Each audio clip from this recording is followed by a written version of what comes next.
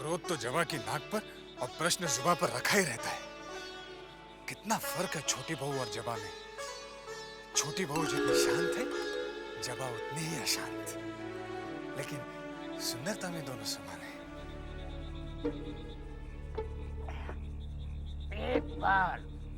एक बार वो मुझे मिल जाए, फिर सारा हिसाब चुकता कर दूंगा।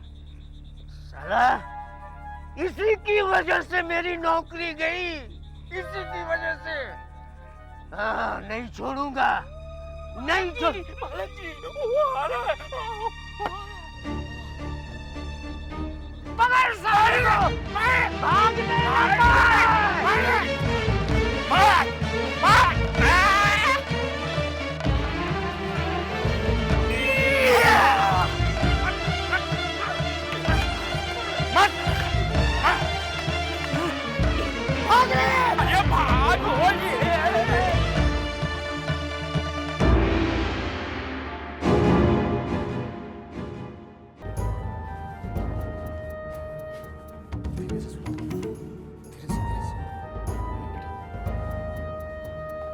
तू जा, जल्दी डॉक्टर बाबू को खबर दे। ठीक है, अभी बुला रहा हूँ।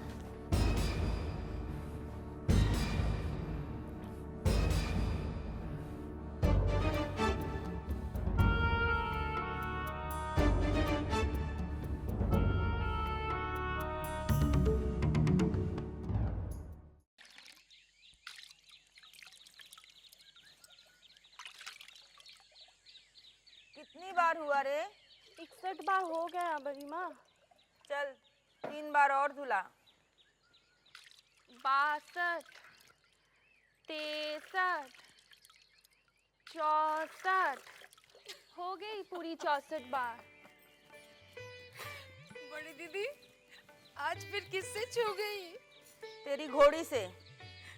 मेरी घोड़ी से?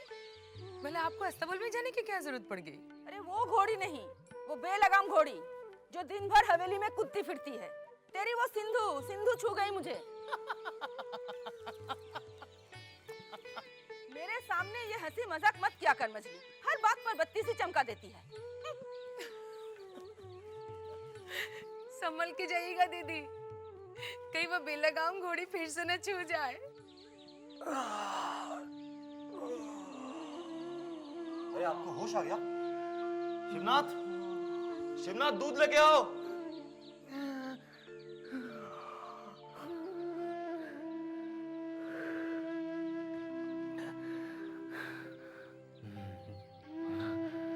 मैं कहाँ हूँ? परेशान मत होइए, आप युवक संघ की सेवा में हैं। आपको 2 दिन बाद होश आया है। क्या? हाँ, चोट की वजह से काफी खून बह गया था। बेहोशी में कुछ खा पी भी नहीं सके। दूध पी के थोड़ा आराम कीजिए। शिवनाथ, पी लीजिए। लीजिए, दूध पी लीजिए।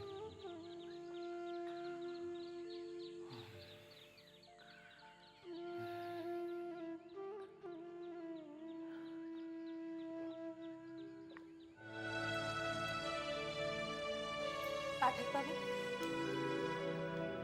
भूतनाथ नहीं है? नहीं दीदी, हमेशा तो समय पर आ जाते हैं, पर पता नहीं 2 दिन से क्यों नहीं आ रहे।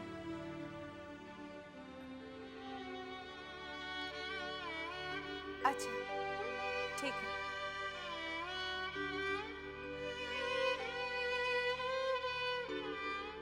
उस दिन भूतनाथ मुझे कुछ बताते बताते रुक गया था और उसी दिन से दफ्तर भी नहीं आया। पता नहीं उसके दिल में क्या है। जबा, क्या हुआ बेटा? तू परेशान है?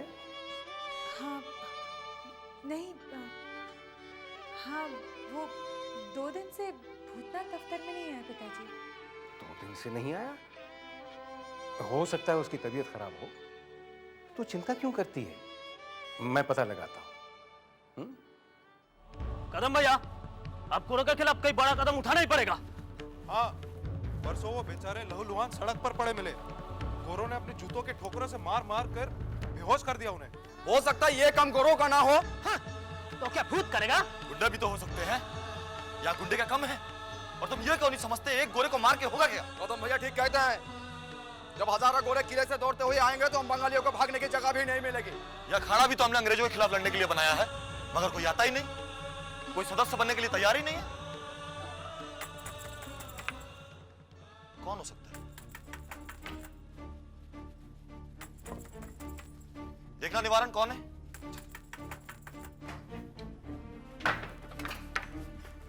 बड़े भाई आए हैं। प्रणाम भैया। प्रणाम बड़े भैया। और क्या हो रहा था? कुछ नहीं बड़े भैया, बस गोरों को लेके बात हो रही थी। 2 दिन पहले उन्होंने एक आदमी को मार मार के बेहोश कर दिया। वो तो अच्छा हुआ कि हम लोग सब वक्त पे पहुंचे और उसे यहाँ ले आए। अच्छा, कहाँ है वो? बस आज ही होश आया है, चलिए मिल लेते हैं। चलो चलो।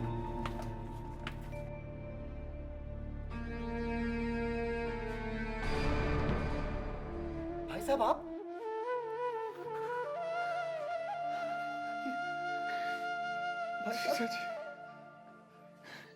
नहीं भाई साहब, आप रोइए मत, रोइए मत, सब ठीक हो जाएगा। ये लोग आपको पूरा ख्याल रखेंगे। आप बिल्कुल सही जगह पे आ गए हैं। ये मेरे साले साहब हैं। ध्यान में आया, मैंने तुमको हवेली में देखा है। नहीं भाई साहब, नहीं, आप घबराइए मत, बिल्कुल चिंता मत करिए, ये लोग आपको पूरा ख्याल रखेंगे। और हाँ, जब तक आप ठीक नहीं हो जाते, आप यहाँ से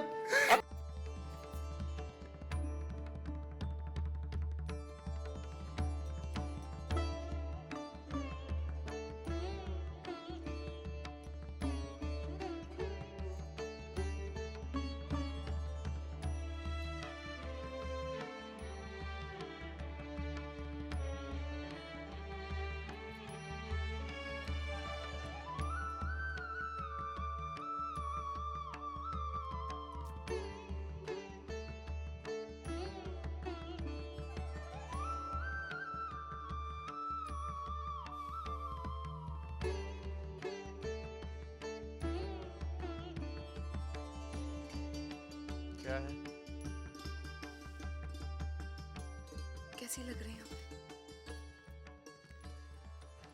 अच्छी हो, बुरी तो नहीं लग सकती ना। चलिए, तसल्ली हुई ये जानकर कि आपके दिल पर भले ही किसी और का कब्जा है, मगर मैं आपके दिल के किसी कोने में बसती हूँ। हटो भाई, देरी हो रही है। छोटी बहू, ओफो, क्या बेहुदा हरकत है छोटी बहू। अच्छा नहीं लगा? हमें बिल्कुल अच्छा नहीं लगा। ओ, देखा तुम्हारी हरकत का नतीजा? हमारा कुर्ता खराब हो गया, हमें जान बाजार जाना है। लगा रहने दीजिए। आपने मुझे अपने दिल से अलग तो कर ही दिया है, कम से कम ये सिंदूर तो लगा रहने दीजिए। मुझे इतनी ही तसल्ली है कि भले ही मैं आपके दिल के करीब नहीं, मेरा सिंदूर तो है।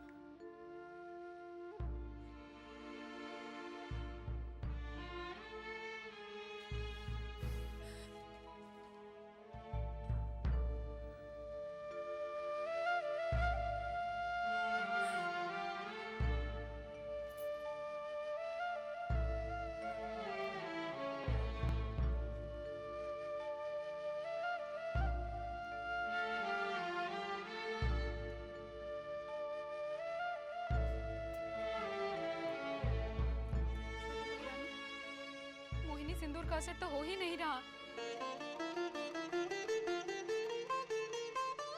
मुझे पूरा विश्वास है चिंता,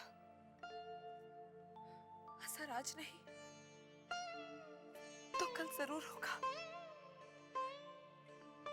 सिंदूर आज उनके कुर्ते पे लगा है, देखना कल उनके दिल पर असर करेगा। भगवान करे ऐसा ही हो छोटी बहू रानी।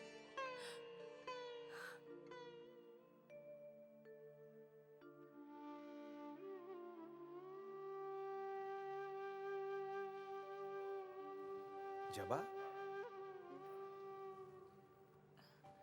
पिताजी, भूतनाथ बाबू को आज ना आए हुए 3 दिन हो गए। आपने कुछ पता लगाया? हाँ बेटा, मैंने हवेली में पता लगवाया था, लेकिन पिछले 2-3 दिन से भूतनाथ वहां भी नहीं पहुंचे। मुझे चिंता हो रही है, भगवान ना करे उनके साथ कोई ऊंच नीच हो गई हो। तू घबरा मत बेटी, मैंने अपने कई आदमियों को भी बोल रखा है। भूतनाथ बाबू जहां भी होंगे, आज कल में हमें उनका पता चल ही जाएगा। जी।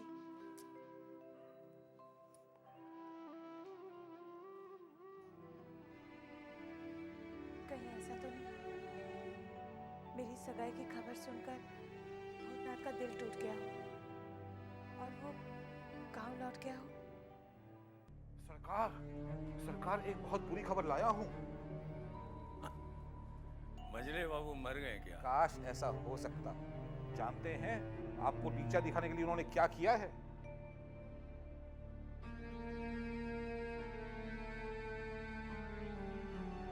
क्या किया है? सरकार खास लखनऊ से 2 जोड़ी शिराजी कबूतर 200-400 रुपए में नहीं, पूरे 1000 रुपए में मंगवाए हैं। इसमें नीचा दिखाने की क्या बात है? तो हम भी मंगवाते हैं। सरकार आपने मंगवाए थे 500 रुपए के, 1000 के मंगवा के उन्होंने आपको नीचा दिखाया कि नहीं?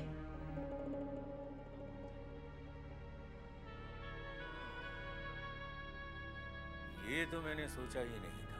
तो सोचिए सरकार, सोचिए। वो हर कदम पे हमें नीचा दिखाते चले जा रहे हैं। अब आपको कुछ ऐसा करना है कि नीचा उनको देखना पड़े।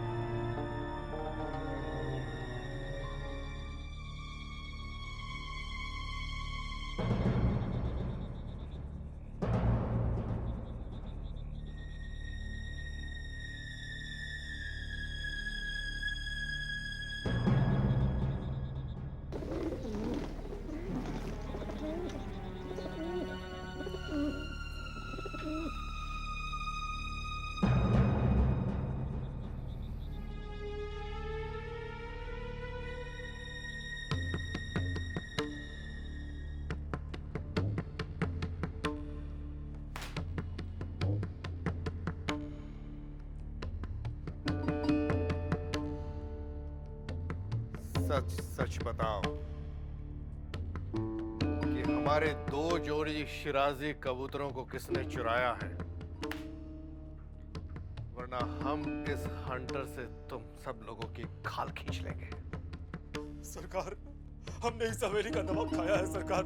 हम मर जाएंगे लेकिन नमक हराम ही नहीं करेंगे सरकार। हुजूर, आप अन्नदाता है हुजूर, आप चाहे तो हमारी चमड़ी उधेड़ सकते हैं, मगर माए बाप हमारा विश्वास कीजिए, ये चोरी जैसा घिनौना काम हमने नहीं किया सरकार। मैं अल्लाह पाक की कसम खाता हूँ सरकार, मुझे इस चोरी के बारे में कुछ नहीं मालूम। चुप रहो।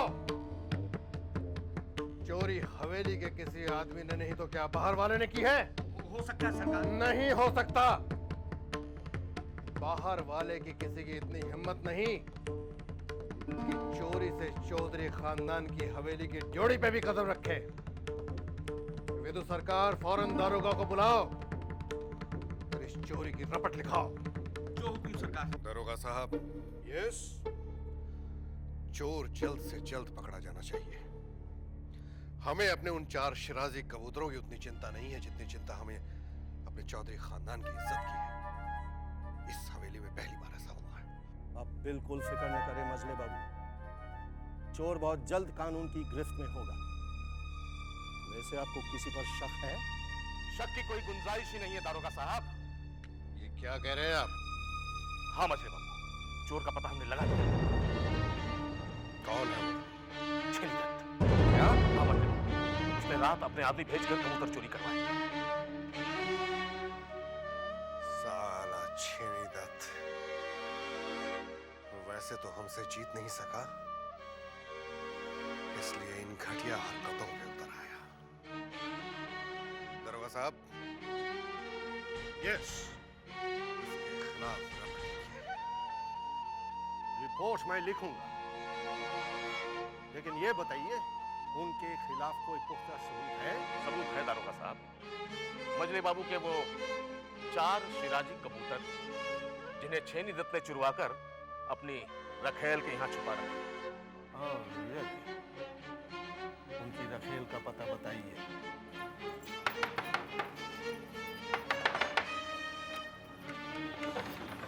पुलिस? हाँ पुलिस, हमें तुम्हारे घर की तलाशी लेनी है। क्यों? हमें शक है कि मजले बाबू के चुराए हुए कबूतर तुम्हारे यहाँ छुपाए गए। नहीं नहीं नहीं, यहाँ पे कोई कबूतर नहीं है। हटो, अभी मालूम पड़ जाएगा। तलाशी लो पूरे घर की।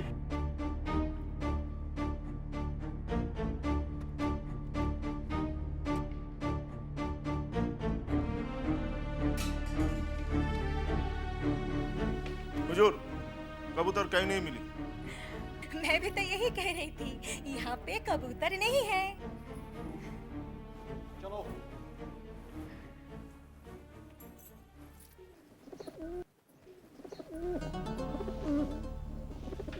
तो ये आवाज कबूतर की नहीं तो क्या मुर्गी की है? हाँ?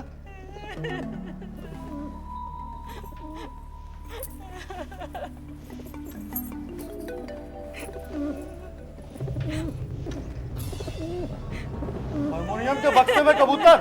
हाँ? चोरी के जुर्म में तुम्हें लंबी सजा मिलेगी। नहीं हुजूर, मैंने कोई चोरी नहीं किया। तो किसने चोरी की? बोल। वो छेनी दत्त ना मुझे उपहार में दिया था। तो चोर है छेनी दत्त।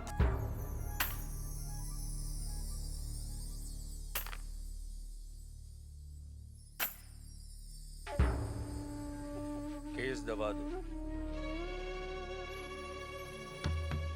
1 2 3 4 5 6। केस अदालत तक पहुंचना चाहिए।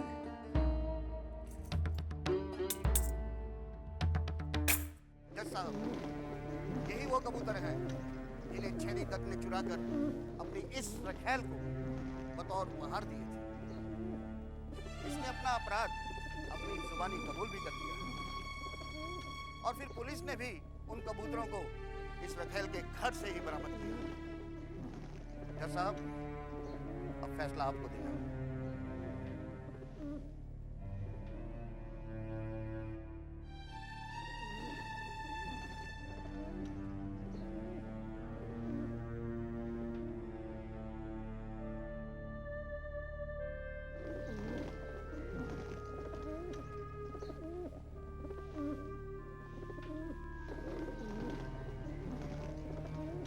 सारे सबूतों और गवाहों को मद्देनजर रखते हुए ये अदालत इस नतीजे पर पहुंची है कि वाकई एक कबूतर छेनी दत्त ने अपने आदमियों से चुरवाए।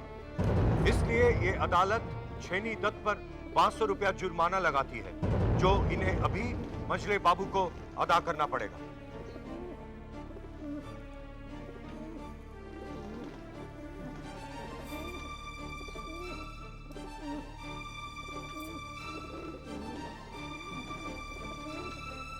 पैसा तो बहुत दूर की बात है, दुश्मन से तो हम हाथ तक नहीं मिलाते।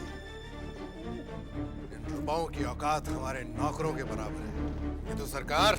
जी सरकार। इन रुपयों को ले लो और हमारी हवेली के नौकरों में बांट दो। जो हुकुम सरकार।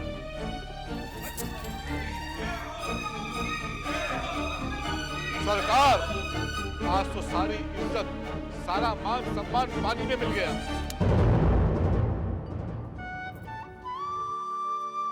बंसी, जी बहुरानी। ये भूतनाथ कहाँ है? पता नहीं बहुरानी, 2-3 दिन से नजर नहीं आए। रोज तो हवेली में ही आता है ना?